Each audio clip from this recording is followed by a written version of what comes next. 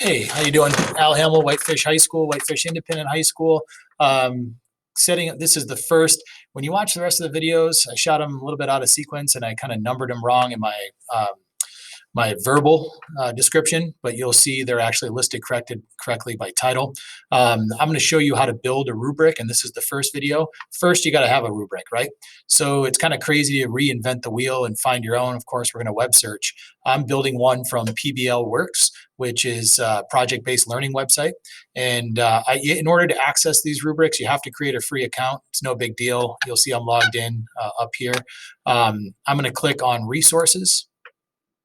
And then if I navigate over to the left, I'll see over here it says rubrics. And all the rubrics will open up at different grade levels. I'm looking for a 9 through 12 presentation rubric right here. This is the one that I want. And when I open it, I have to click on this to download it.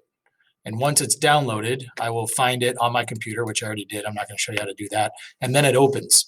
So the hard part about the rubrics in Google Classroom initially is figuring out how do you get the rubric in there.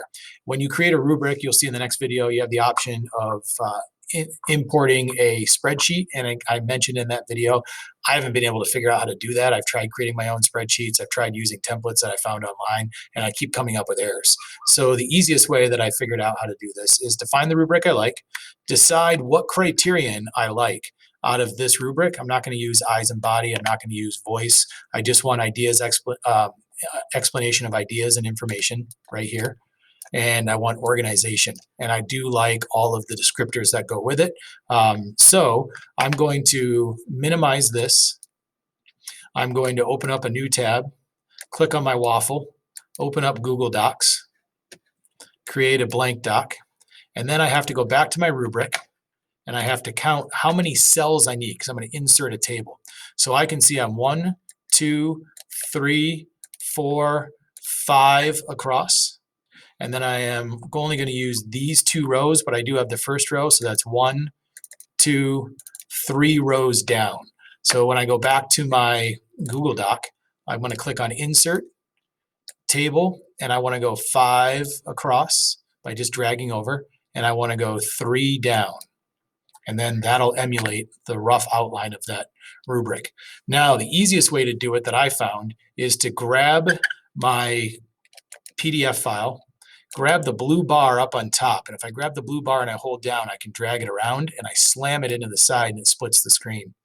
Then I go up to my browser tab and I don't click on the tab itself. I click on the blue area again. I pull it off and I slam it in the side.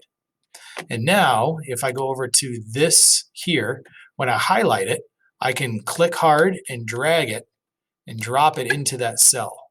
It's way easier to drag and drop that information than it is to highlight and then deal with a right click and copy and paste or what have you.